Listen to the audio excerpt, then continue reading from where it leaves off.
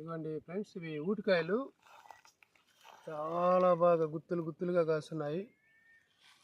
ఇవి మాగితే చాలా రుచిగా ఉంటాయి. వీళ్ళ వగరు స్వభావం ఎక్కువగా ఉంటుంది. అనేక రకాలైన లవణాలు, సాల్ట్స్ అంటాం కదా, వాటితో పాటుగా వగరు ఉంటుంది కాబట్టి ఎక్కువ టానిన్స్ లాంటివి ఉంటాయి.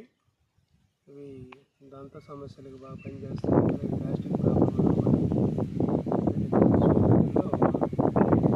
కాయలో కూడాను 2 విత్తనాలు ఉంటాయి.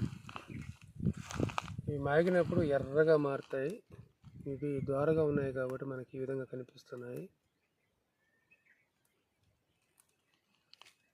ఇవ్వండి, ఈ విధంగా 2 విత్తనాలు ఉంటాయి. 2 విత్తనాలు ఉంటాయి. అయితే దీనిలో ఉండే గుజ్జు తక్కువే, కానీ మంచి పోషక విలువలు కలిగినటువంటి అడవి చెట్టు ఇది. ఇది చాలా చోట్ల కూడా ఉంటుంది అడవి మొక్క. దీన్ని ఊటి చెట్టు అంటాం. ఊటి కాయలు, ఊటి పండ్లు. ఈ ఊటి పండ్లని గిరిజన జాతి వాళ్ళు మార్కెట్లో అమ్ముతుంటారు. చూడండి, ఇవన్నీ కూడా ఇప్పుడు ద్వారగా ఉన్నాయి కదా, ఎర్రగా మారుతాయి అన్నమాట. బాగా తీయగా ఉంటాయి. మంచి రుచికరమైనటువంటి ఊటి పండ్లు. ఇటువంటి పండ్లను సేకరించుకొని తినటం వల్ల పూర్వకాలం చాలా ఆరోగ్యవంతంగా ఉండేవాళ్ళు. తర్వాత జీవితకాలం, లైఫ్ స్పాన్ కూడా ఎక్కువగా ఉండేది. ఇప్పట్లో మోడర్న్ లైఫ్లో ఇటువంటి కాయలను తెచ్చేవాళ్ళు లేరు, మనం తినలేకపోతున్నాము.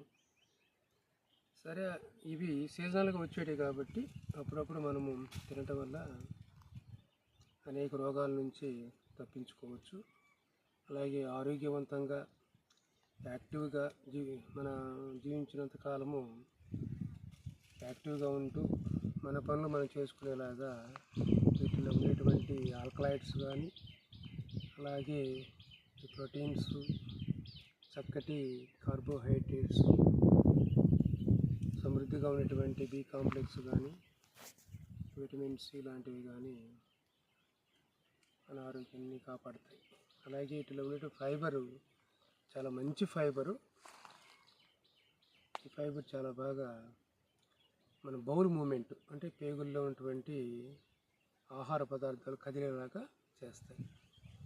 వీటి విధంగా చిన్న విత్తనాన్ని మాత్రం పడేయాలి. Like, share, subscribe.